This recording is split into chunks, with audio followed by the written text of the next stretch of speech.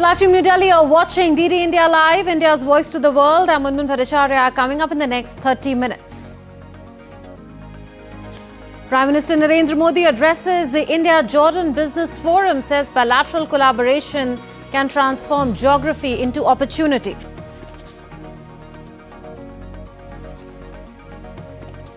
On the second leg of his three-nation tour, Prime Minister Modi to visit Ethiopia later today.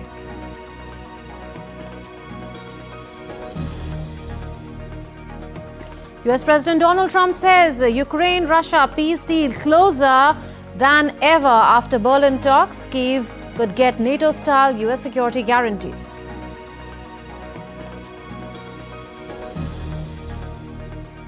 Thailand deports the Luthra brothers, the co-owners of Goa nightclub where a fire killed 25 people.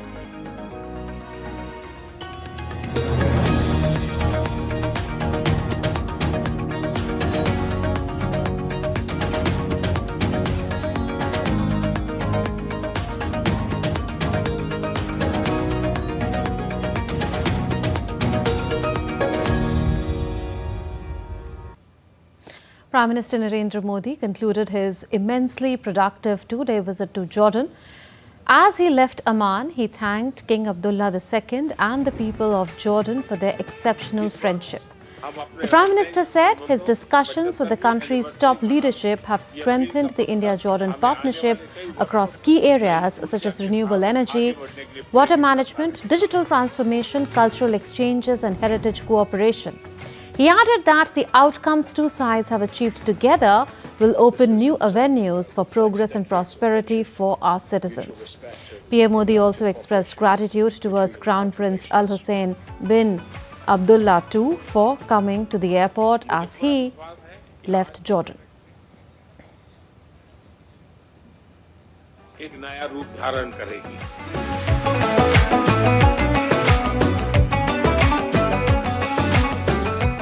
My dear brother, Prime Minister, under the great leadership of Prime Minister Modi, India has witnessed great growth, and we look forward to working with you all to take our economic partnership to further heights.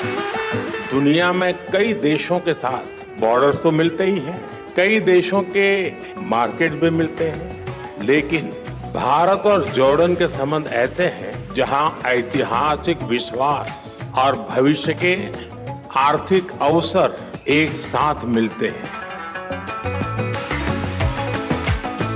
आज दुनिया को नए growth engine चाहिए, दुनिया को एक trusted supply chain की जरूरत है।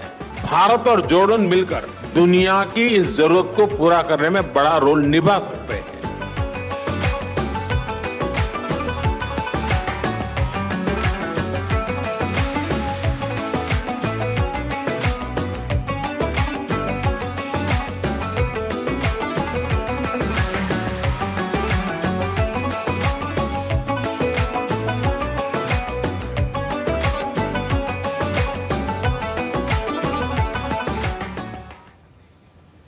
During Prime Minister Modi's visit, India and Jordan signed 5 agreements marking a meaningful expansion of the bilateral partnership.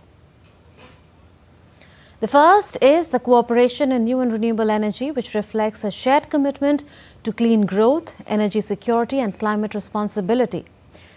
Secondly, a collaboration in water resources management and development, which will help India and Jordan share best practices in conservation, efficiency and technology, ensuring long-term water security. The third is a twinning agreement between Petra and Ellora that opens new avenues for heritage conservation, tourism and academic exchanges. The renewal of the cultural exchange program between 2025 and 2029 has also been signed, which will deepen people-to-people ties. Last but not the least is sharing India's digital innovation that will support Jordan's digital transformation and promote inclusive governance. In a short while from now, Prime Minister Modi will arrive in Ethiopia on the second leg of his three-nation visit. Members of the Indian community are eagerly awaiting Prime Minister's arrival, which could be his first official visit to the land of origins. During the visit, Prime Minister Modi will hold talks with his Ethiopian counterpart Abiy Ahmed Ali, a Nobel laureate, and he will also be addressing a joint session of the Ethiopian Parliament.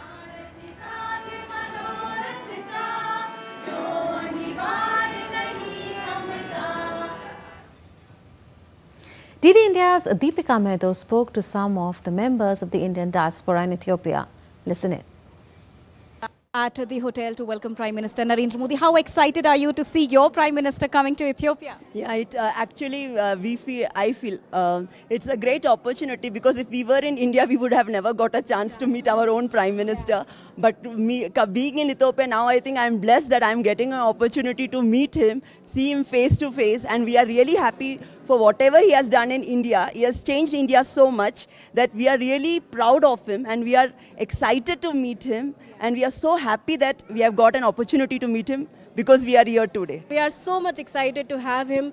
It's like a dream come true for all here in India and citizens here. We are so, we can't express our feelings, that's why. I'm so thank you so much, Narendra Modi sir, for coming here. When you got to know about Prime Minister Narendra Modi's visit to Ethiopia, what was your reaction? Really, extremely, I was very much delighted. In fact, like people say, a lifetime achievement. In fact, it is a lifetime achievement for me to meet Narendra Modi ji. And he has brought our country to that level that, we feel proud and elevated. So that is a very big opportunity for us, and I was extremely delighted to meet him in person, and I got an opportunity, and it was a blessing for me in disguise. India has definitely made an impact across the entire world, and India and Ethiopia share a very deep bond. How do you look at this relationship? This relations is really important on both the point of view, from the India and Ethiopia, and for Ethiopia also, because the investment through which, on behalf of, say, on India, Sri Prime Minister Sri Modi ji, whatever they are doing, it affects our investment. The more investment are coming in Ethiopia, and really affects it's all of us, and we are really happy that we are not. We didn't get the chance, but at least we are here in Ethiopia and we got the chance to say Narendra Modi ji. So Prime Minister Narendra Modi's visit to Ethiopia is not only a diplomatic move, but also a celebration of cultural ties and the deep friendship bond that India and Ethiopia share. There you can see the excitement of all the Indians who are really excited and awaiting the arrival of Prime Minister Narendra Modi to Ethiopia. With camera person Lalit, this is Deepika reporting for DD India from Addis Ababa, Ethiopia. Moving on to other stories now, India's Defence Minister Rajnath Singh distributed the Excellence Awards on the occasion of Defence Estates Day celebrations in New Delhi on Tuesday. The awards recognized excellent performances in defence estate management and development of canned areas. During the event, the Defence Minister also inaugurated the unification of e-canned project with Abbas, PM Gati Shakti portal, with DMAP and extension of telemedicine facilities in canned committees. Addressing the event, the Defence Minister said that a nation's strength is not calculated by its ammunitions, but also by the strength of its administration. किसी भी राष्ट्र की ताकत केवल हथियारों से नहीं मापी जाती। उसकी असली ताकत उसके सिस्टम, उसके एडमिनिस्ट्रेशन और उसके वैल्यूज में होती है। एडमिनिस्ट्रेशन अगर ईमानदार, ट्रांसपेरेंट और सेंसिटिव हो तो उस राष्ट्र की सबसे मजबूत ढाल बन जाता है। रक्षा संपदा संगठन इसी एडमिनिस्ट्रेटिव इथोस का मैं मानता हूं अपने में एक उदाहरण है। नए भारत की हम बात करते हैं और 2047 तक विकसित राष्ट्र की बात करते हैं तो उसमें ट्रांसपेरेंसी, एफिशिएंसी और अकाउंटेबिलिटी जैसे शब्द अपने आप जुड़ जाते हैं। The Indian Navy commissioned the first vessel of the indigenously designed and constructed diving support craft DSC-820 at Kochi Naval Base on Tuesday. The ship was formally inducted in the presence of Vice Admiral Samir Saxena, Flag Officer Commanding-in-Chief, Southern Naval Command. The event marks the addition of a key operational asset to the Navy's inventory, enhancing its diving and underwater support capability.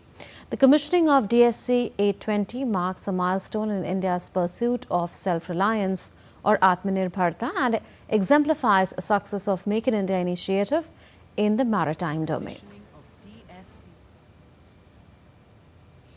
India's Minister for Education, Dharmendra Pradhan, introduced the Viksit Bharat Shiksha Adhishtan Bill 2025 in Lok Sabha today.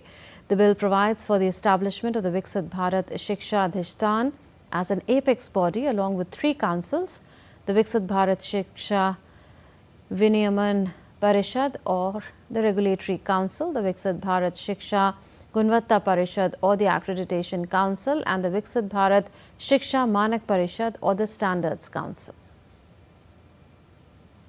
Rooted in the principles of NEP 2020, the reform strengthens institutional autonomy, accreditation and academic standards of higher education institutions, creating an enabling environment for excellence in education, research and innovation.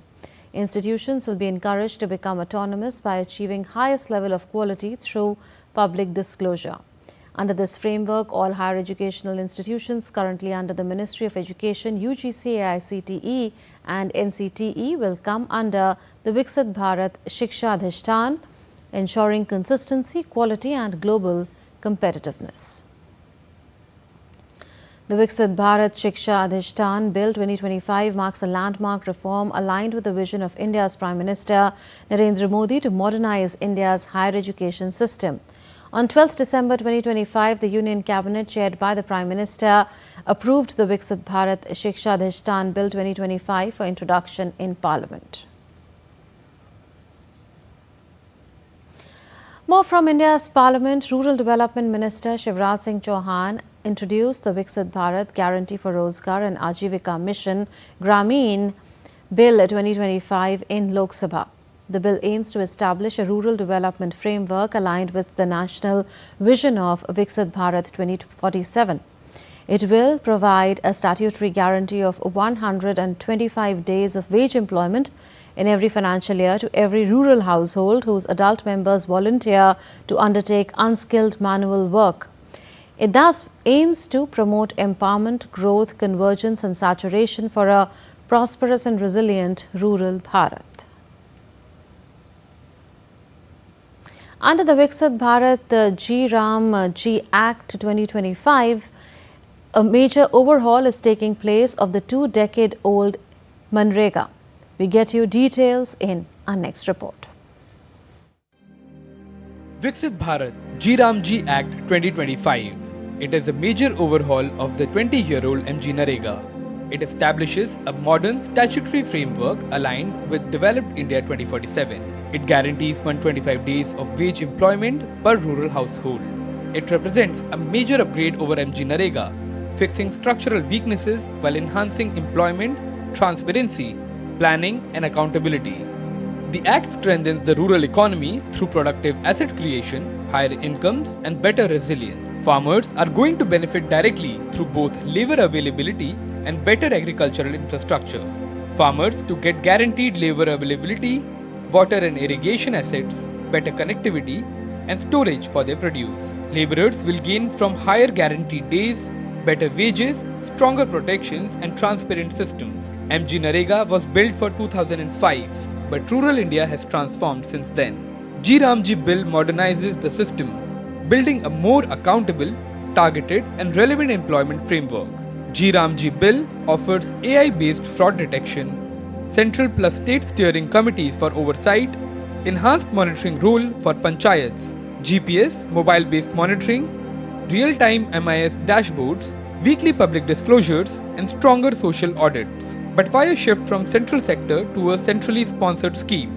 Rural employment is inherently local. Now states will share costs and responsibility. The structure is balanced and sensitive to state capacity. Standard ratio of sharing financial cost is 60 to 40 for center and state. For northeast and Himalayan states and union territories, the ratio is 90 to 10. Center will bear 90% of the cost. 60 days of no work period is mandated in the Act. It ensures labor availability during sowing and harvest. It will prevent sharp wage inflation that raises food prices. Workers still get 125 guaranteed days in the remaining 300 days. On Tuesday, President Draupadi Murmu was in Karnataka's Mallavali, where she inaugurated the 1066th Jayanti celebrations of Adi Jagat Guru Shivratri, Shwara Shivayogi Mahaswami of the revered Sutur Mutt. Speaking at the event, the President highlighted the role that institutions like Sutur Mutt can play in achieving the government's vision of holistic development of India. A developed India requires the integration of modern education with moral wisdoms, innovation with environmental responsibility, economic growth with social inclusion, and progress with compassion. The Government of India is working with this holistic vision. Institutions like Sutur Mutt can play a substantial role in this national endeavor. President Draupadi Murmu also spoke about the contribution of spiritual institutions and dissemination of human values like tolerance, mutual respect and collective responsibility. Our spiritual institutions remind us of the values that binds humanity together, the values of compassion, tolerance, mutual respect and collective responsibility. These are not merely ideals of the past. They are essential foundations for a strong and harmonious modern world. The Luthra brothers, owners of Goa Club, where a fire killed 25 people, were brought to India on Tuesday. The aircraft carrying Luthra brothers landed in New Delhi this afternoon. A team of Goa police was presented at the airport who arrested them upon arrival. Luthra brothers will be brought to Patiala House Court, where the Goa police will seek a transit remand. They will then be taken to Goa by the evening or night. The officials of the central agencies had arrived in Thailand on Monday, where the two brothers, Gaurav and Saurabh, had been kept in detention by Thailand authorities. A two-day principals conclave organized by the National Education Society for Tribal Students is underway in New Delhi, bringing together heads of Eklavya model residential schools from across the country. Here's a report. Around 450 principals of Eklavya model residential schools are participating in the two-day conclave organized by National Education Society for Tribal Students under the Ministry of Tribal Affairs. The event was inaugurated by the Minister of Tribal Affairs, Jewel Oram, along with the Minister of State for Tribal Affairs, Doordarshan, who highlighted the government's focus on quality and inclusive tribal education. इतना बड़ा scheme चलाया जा रहा है तो principal लोगों का मत क्या है, वो क्या अनुभव करते हैं, क्या इसमें कोई मॉडिफिकेशन होना चाहिए, इम्प्रूवमेंट होना चाहिए, ये सब के बारे में एक बार साल में कॉन्क्लेव करते हैं। ये दूसरा है, लास्ट ईयर किया गया था और हमने कुछ उसमें से सीख लिया था, अभी इस बार फिर हम लिया है और मेरा ख्याल से इसमें से अच्छा हम लोग को फीडबैक आएगा। आज पूरे देश भर के लगभग 450 प्राचार्यों को यहाँ पर आमंत्रित किया गया है और विविध विषयों का यहाँ पर जो विषय विशेषज्ञ हैं, मर्मज्ञ हैं, वो विषयों पर प्रशिक्षण देकर गुणवत्तापूर्ण शिक्षा कैसी दें और उनके विरासत और शैक्षिक विकास दोनों को ही सुरक्षित करने की दिशा में आज ये महत्वपूर्ण पहल है। Discussions focus on academic leadership, school governance, student welfare and innovative teaching practices in EMRS institutions. This is a great initiative wherein we get the answers to all the questions. We get to meet the principals from different schools, and the schools are running in the different terrains, different geographical conditions. So all the principals have their different experiences.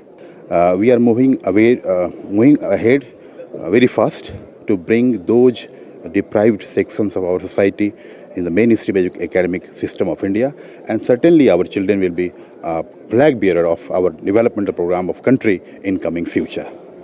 The conclave aims to strengthen leadership and improve learning outcomes for tribal students across the country. The two-day conclave marks a step forward in reinforcing India's commitment to empowering tribal education. Kriti Vadhera's report for DD India. US President Donald Trump has said that a deal to end the Russia-Ukraine conflict was closer than ever as European leaders proposed a multinational force to enforce a possible peace agreement. The remarks followed talks in Berlin with Ukrainian President Volodymyr Zelensky and leaders from Britain, France, Germany and NATO.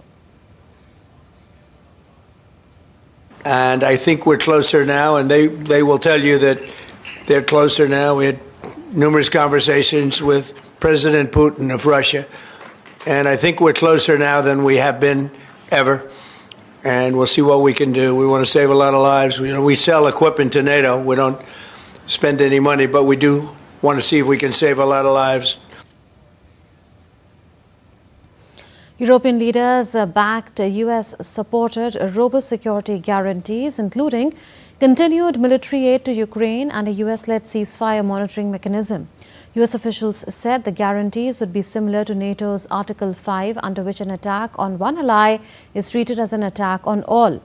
Zelensky said talks showed progress, but differences remained over territory. Russia said it was awaiting details from Washington on the proposals discussed in Berlin and reiterated its core demands, including opposition to NATO expansion. Germany has long been known as the export world champion. It's selling cars, engines and machines all over the world. But as global trade is shifting, the country is seeing things change, with China no longer being among its top 5 exporters. Lars Holter is with Deutsche Welle and joins me now from Berlin. Lars, what's behind the weakening of China as a buyer of German goods? It seems there are two developments behind this trend. One is, of course, the fact that the Chinese domestic market is weak. That means China is buying less because there's just less demand for goods there. But of course, German goods are being hit a bit harder than goods from some other countries. And that's not least because a lot of the German exports to China used to be cars, and the auto sector specifically has lost market share in China as that country has upped its own automotive production and is currently just not very interested in German models. But there's another factor too, according to Germany Trade and Invest. More and more German companies that used to be among the strongest exporters are now producing locally in China instead of making their goods here in Germany and then exporting them. Now, that's partially in an effort to keep supply chains shorter and more reliable, but also, of course, in an effort to save on production cost. And what else, Lars, does the latest trade report show for Germany?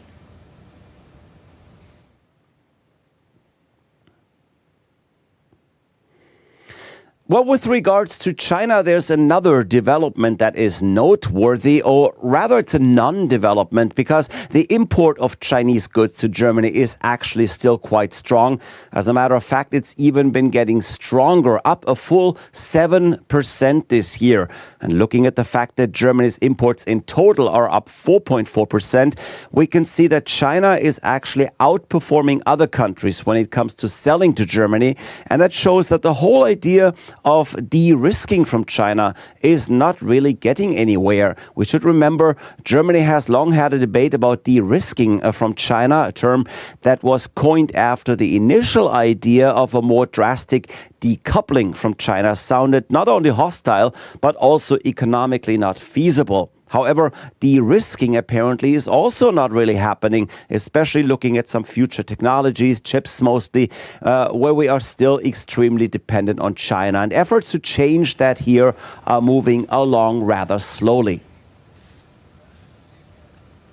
India is celebrating Vijay Divas today. It commemorates the anniversary of the victory of the Indian Armed Forces in the 1971 India-Pakistan War, in which about 93,000 Pakistani soldiers surrendered, which resulted in the liberation of Bangladesh. The war began with Pakistan launching preemptive airstrikes against 11 Indian air bases on 3rd December. The war was a consequence of a genocide of the people of East Pakistan, which was carried out by the military regime of General Yahya Khan of Pakistan. The war, which was short and intense, was fought on both eastern and western fronts. The 13-day war resulted in the complete surrender by Pakistani forces, the creation of Bangladesh, and India's rise as a power to reckon with. With the decisive victory over the adversary, the Indian Armed Forces affirmed themselves as a strong component of national power. That's it in this edition of DD India Live, but do share your thoughts with us on the news of the day. For those on the go, you can get all the latest news and updates from India and across the world on the DD India mobile app. The app is available on both Android and iOS platforms. You can scan the QR code on the screen to download now. We'll be back with more news as it breaks here on DD India. From all of us here in Delhi, thanks for watching DD India Live. Namaskar.